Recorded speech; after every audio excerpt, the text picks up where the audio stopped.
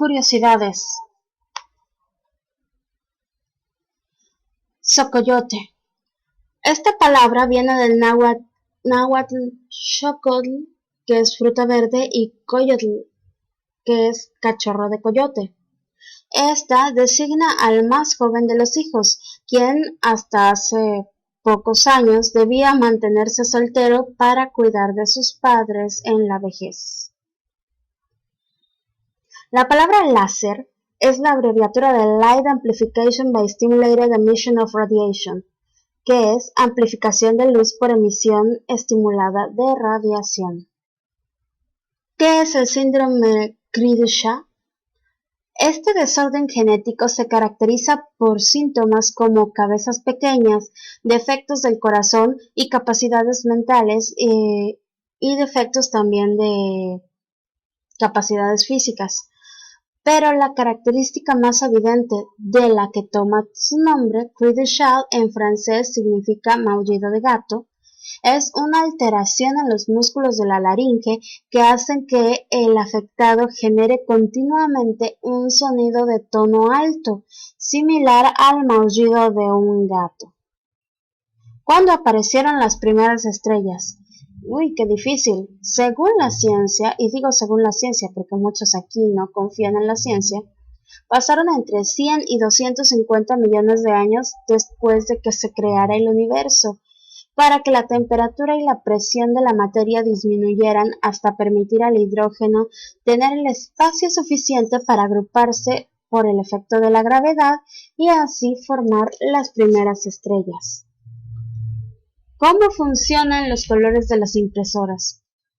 El color de la luz está formado por una combinación de 3 colores básicos, rojo, azul y amarillo, que al unirse crean el blanco. Este principio de combinaciones de haces de luz es la base de los monitores de video y se denomina sistema RGB. En el caso de las impresoras de papel, el color no está hecho de haces de luz, sino de una combinación de pigmentos que al plasmarse en el papel blanco crean los colores. Este sistema, CMYK por las siglas en inglés de los colores que lo conforman, tiene los colores cian, magenta, amarillo y negro. ¿De dónde surgió el pastel de cumpleaños? Es en la antigua Grecia donde aparece el primer antecedente de pastel de cumpleaños, hace ya más de 2 milenios. Cada luna llena los griegos llevaban ofrendas a los templos dedicados a Artemisa, la diosa de la fertilidad y la luna, con el fin de honrar su papel como reguladora de la fertilidad femenina y el ciclo de luminosidad y oscuridad que representaba. Entre las ofrendas se daban pasteles redondos con velas para simbolizar a la luna.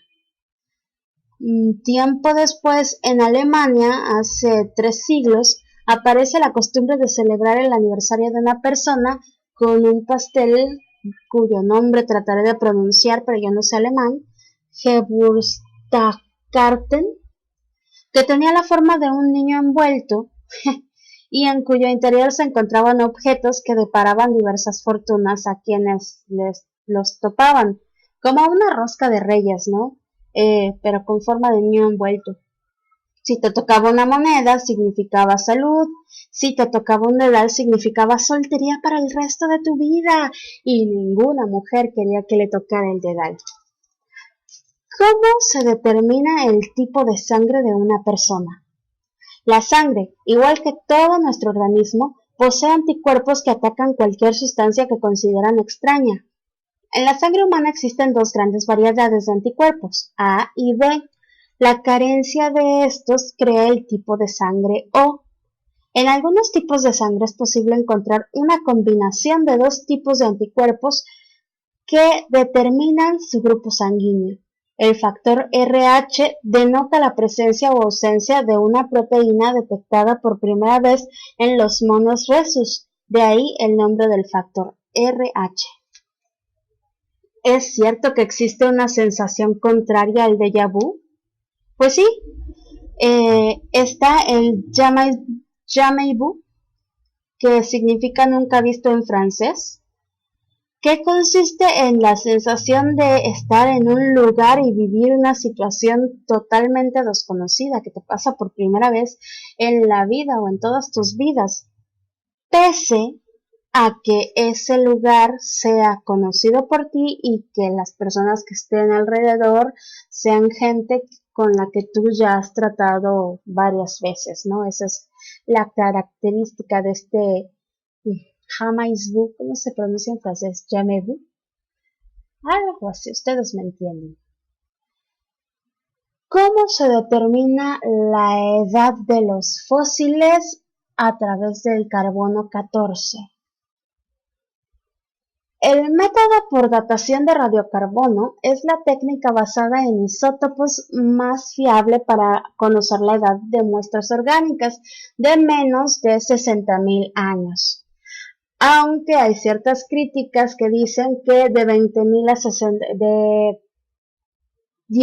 a 60.000 años no se hace una diferencia confiable, pero oficialmente está basado en la ley del decaimiento exponencial de los isótopos radioactivos.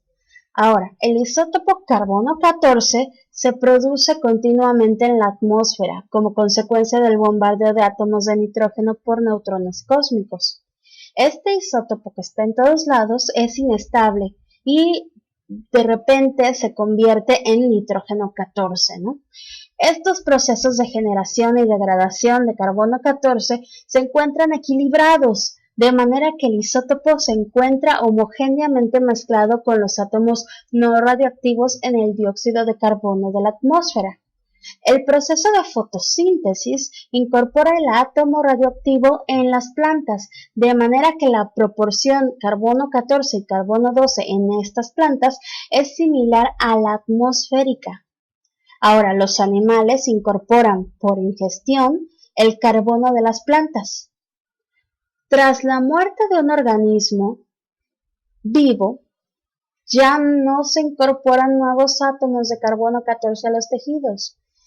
Es decir, la concentración del isótopo va decreciendo en este cuerpo muerto conforme va transformándose en nitrógeno 14 por el decaimiento radioactivo. Y es con esta ecuación que se calcula la antigüedad de un fósil. Ahora, ¿por qué hablo de antigüedad de fósiles? Porque mucha gente no sabe cómo funciona esta forma de calcular la edad, y me refiero, por supuesto, a calcular la edad que se dice oficialmente de los objetos, porque estamos hablando de eso. Cuando lees un artículo o ves algo en alguna revista que te dice que tiene tanta edad, ¿por qué? ¿Por qué tiene esa edad? Para esto vamos a leer un artículo de la página actionbioscience.org. Está bastante completo, se llama Exactitud de los fósiles y de sus métodos de medición.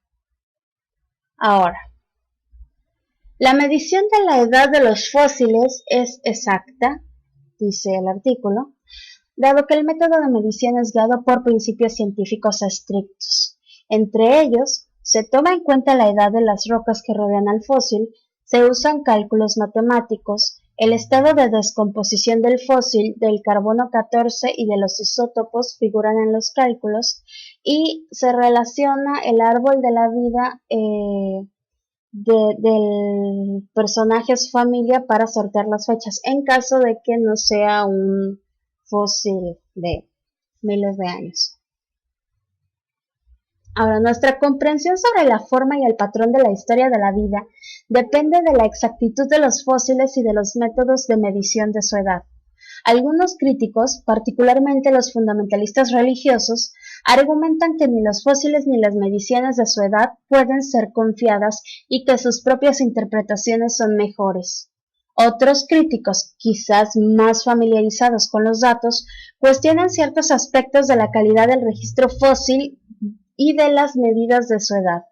Sin embargo, estos escépticos no proveen evidencias científicas en apoyo a sus puntos de vista. Nuestra comprensión actual de la historia de la vida probablemente se encuentra muy cerca de la verdad, dado que está basada en datos que son considerados probados y repetidos cuidadosamente.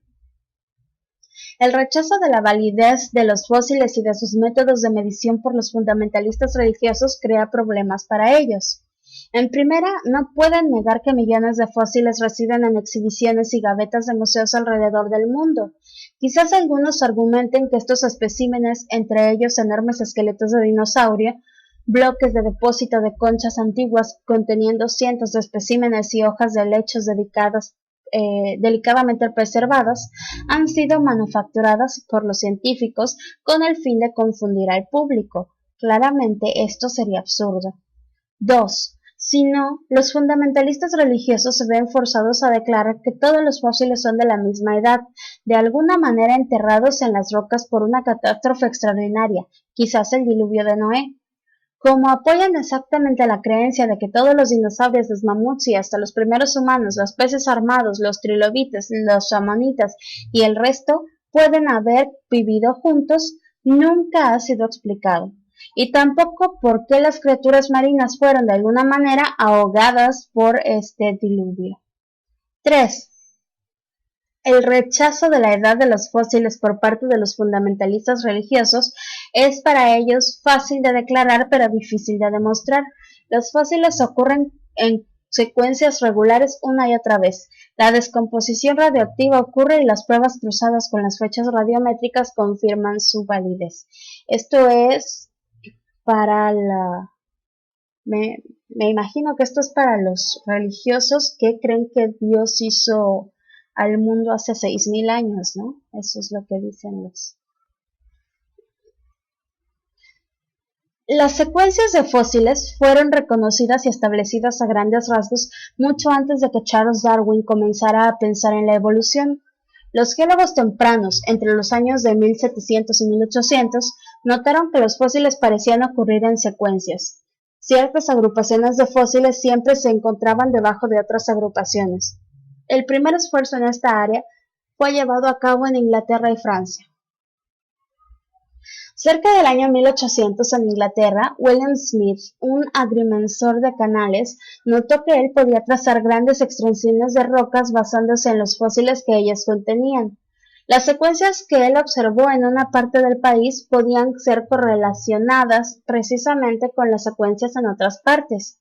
Él y otros en su tiempo habían descubierto los primeros principios de la estratigrafía, es decir, que las rocas más antiguas yacen bajo las rocas más jóvenes y que los fósiles ocurren en un orden particular y predecible. Luego, los geólogos comenzaron a construir la columna estratigráfica, el familiar listado de las divisiones del tiempo geológico, Jurásico, Cretáceo, Terciario, etc.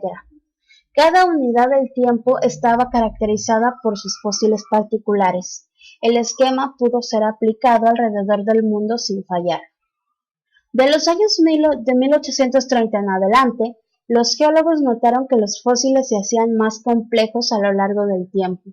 Las rocas más antiguas no contenían fósiles, las siguientes contenían criaturas marinas sencillas, luego organismos más complejos como peces, luego venía la vida terrestre, seguida de los reptiles, los mamíferos y finalmente los humanos. Claramente había algún tipo de progreso. Todo se hizo claro, por supuesto, o al menos para ellos, en 1859 con el libro sobre el origen de las especies de Charles Darwin. Este progreso mostrado por los fósiles es la documentación de un gran patrón llamado evolución a través de grandes extensiones de tiempo.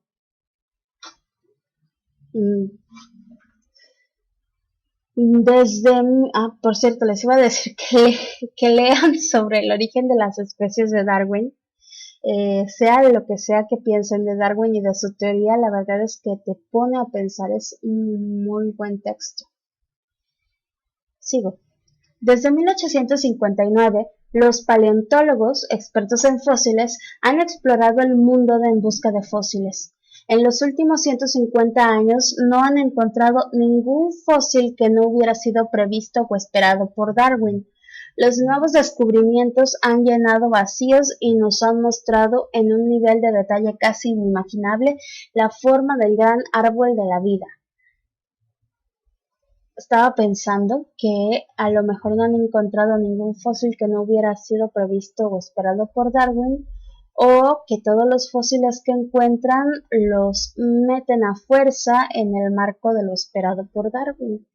Pero bueno, Darwin y sus contemporáneos nunca se hubieran podido imaginar los avances en la resolución de la estratigrafía que se han logrado desde 1859, ni tampoco se hubieran podido imaginar cuáles fósiles se iban a encontrar en los continentes del sur, ni predecir el aumento enorme en el número de paleontólogos, tanto amateur como profesionales, en todo el mundo.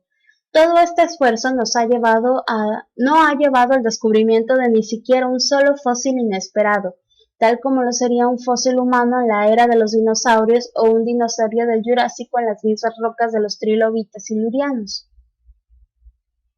Los paleontólogos de hoy en día aplican técnicas matemáticas sofisticadas para examinar la calidad relativa de una sucesión particular de fósiles, así como para evaluar el registro fósil completo.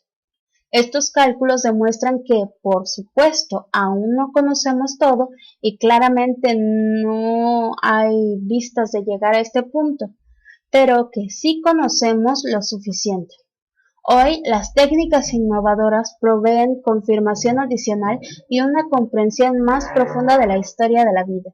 De hecho, los biólogos tienen a su disposición varias formas independientes de observar a la historia de la vida, no solo por el orden de los fósiles en las rocas, sino por medio de los árboles filogenéticos. Los árboles filogenéticos son los árboles familiares de grupos particulares de plantas o de animales, los cuales muestran cómo las especies se relacionan las unas con otras. Los árboles filogenéticos, pues, se construyen matemáticamente utilizando listas de caracteres morfológicos, es decir, de sus características externas, o moleculares, es decir, las características de sus secuencias de genes. Los árboles filogenéticos modernos no utilizan datos de la estratigrafía, por lo que en forma amplia pueden ser usados para hacer comparaciones entre la forma de los árboles y la estratigrafía. La mayoría de los casos usados como prueba muestran un acuerdo bastante bueno entre ellos, de manera tal que el registro fósil cuenta la misma historia que las moléculas contenidas en los organismos vivos. La medición de edad o antigüedad en la geología puede ser relativa o absoluta. La medición absoluta se logra por medio de la observación de los fósiles, tal y como se describió anteriormente, y registrando cuáles fósiles son más jóvenes y cuáles más antiguos. El descubrimiento de formas de medir edad en forma absoluta al principio de los años de 1900 representó un gran avance. Todos los métodos se basan en la descomposición radioactiva. Ahora, ciertos elementos que ocurren naturalmente son radioactivos y se descomponen o desintegran en tasas predecibles. Los químicos miden la vida media de estos elementos, es decir, el tiempo que se lleva para que la mitad del elemento radioactivo original se desintegre y se convierta en un elemento sucesivo estable. A veces un isótopo, la forma natural de un elemento, se descompone en otra forma diferente y más estable del mismo. Comparando las proporciones del elemento original y del derivado en una muestra de roca y conociendo la vida media, se puede calcular la edad de la roca. Los científicos pueden usar diferentes químicos para buscar fechas. La técnica más conocida es la del carbono 14, el método preferido de los arqueólogos. Sin embargo, la vida media del carbono 14 es de 5.730 años, de manera que este método no puede ser usado en materiales más antiguos que unos 60.000 años. La medición de edad por métodos radiométricos implica el uso de series de isótopos tales como rubidio, estroncio, torio, plomo, potasio-argón, argón-argón o uranio-plomo, los cuales pueden tener vidas medias muy largas entre 0,7 y 48,6 millardos de años. Las diferencias sutiles en las proporciones relativas entre los dos isótopos pueden proveer buenas fechas para rocas de cualquier edad. Las primeras fechas radiométricas generadas alrededor del año 1920 mostraron que la Tierra era de cientos a miles de millones de años de edad. Desde ese entonces, los geólogos han llevado a cabo muchas decenas de miles de determinaciones radiométricas de edad y han podido así refinar las estimaciones tempranas. Un punto clave es que ya no es necesario aceptar una sola determinación química de la edad de una roca. Las estimaciones de edad pueden ser aprobadas usando diferentes pares de isótopos. Los resultados de las técnicas diferentes a menudo provienen de laboratorios rivales y que continuamente se confirman las unas con las otras. Cada cierto número de años, se publican nuevas escalas de tiempo que proveen las últimas versiones de la edad de las líneas principales del tiempo. Las estimaciones más viejas cambian unos cuantos millones de años hacia arriba o hacia abajo, pero las más recientes hasta ahora son estables. Por ejemplo, se conoce desde los años 60 que el famoso límite entre el Cretáceo y el Terciario, el cual marca el final de los dinosaurios, ocurrió hace 65 millones de años. Las pruebas y calibraciones repetidas usando técnicas y equipo cada vez más sofisticado no han podido cambiar esta fecha. Ella es exacta, a una resolución de unos pocos miles de años. Las barras de error que se obtienen utilizando los métodos modernos extremadamente precisos oscilan alrededor del 1% más o menos. En conclusión, el registro fósil es fundamental para la comprensión de la evolución. Los fósiles documentan el orden de aparición de los diferentes grupos y nos muestran y dan detalles sobre algunas de las maravillosas plantas y animales que desaparecieron hace mucho tiempo. Los fósiles también nos muestran las crisis principales, tales como las extinciones masivas que han ocurrido y cómo se recuperó la vida después de esos eventos. Si los fósiles o los métodos de medición de su edad pudieran ser probados como inexactos, toda esta información tendría que ser no desechada sino actualizada. Los geólogos y los paleontólogos son autocríticos y se han preocupado por décadas por estas cuestiones. Los regímenes repetidos y fuertes de pruebas han confirmado la exactitud de los fósiles y de las determinaciones de sus edades, de manera tal que podemos leer con confianza la historia de la vida plasmada en las rocas. Este es el artículo que les quería leer. Obviamente todo esto es oficialista, la ciencia oficial. Esto es porque Grisel preguntó que cómo los científicos hacían esas mediciones. Entonces, pues ya, queda explicado, gente bonita. Yo les dije que me iba a ir un poquito antes al iniciar el programa, unos 20 minutos antes. Entonces, vamos a dar con esto por terminada la sesión de hoy. Yo creo que hablamos suficiente de los Vedas, ¿no? Claro que hay mucho por decir, digo cambiando de tema, totalmente. Sí creo que hay mucho que queda por decir, pero cualquiera puede sentarse a investigarlo, sobre todo ahora que hay información que rueda en internet, o bien pueden acercarse a su biblioteca local, que estoy segura de que tiene miles de cosas muy interesantes sobre los Vedas, o pueden todavía hacer algo mejor, que es ir e inscribirse en algún curso de historia de las religiones, que por cierto los cursos de historia de las religiones siempre tienen una parte pequeña sobre los Vedas, muy interesantes, ¿no? Entonces pueden hacer muchas cosas para investigar. Como vieron, los Vedas no eran un pueblo, eran una recopilación de textos que guiaban una religión y o mitología y que era practicada por diversos pueblos indoiraníes. Las bases de esta religión se utilizan mucho en la cultura pop actual y es interesante que ahora puedan encontrarlas en el cine, en los libros e incluso en su día a día charlando con cualquier incauto, ¿no? Chequen y me platican después qué pasa. Llegó el señor Erraeza, que parece que escribió algo, pero no lo veo. No. Dice en el chat de Despertando Conciencias Mundiales, buenas lunas. Hola, don Erraiz, llega usted tarde. Dice, leer a Darwin y a Buffon, así contraargumentarles también a Oparin. Es muy interesante leer a Darwin. A mí ese libro me encanta. No sé, este, quizás es, pues sí, bastante cuadrado el asunto, muy en lo suyo, no sé cómo decirlo, pero tiene incluso tiene partes filosóficas que se me hacen muy padres. Y ver el principio, ándale, vea. Casi no grabé hoy, solo grabé la partecita de los Vedas y esta, a ver qué tal sale. En todo caso, esta fue Lady Arches, esto es Despertando Conciencias Mundiales, y yo me voy recordándoles que si alguien está pensando exactamente igual a ustedes, esa persona no está pensando. Háganla pensar. Bye bye.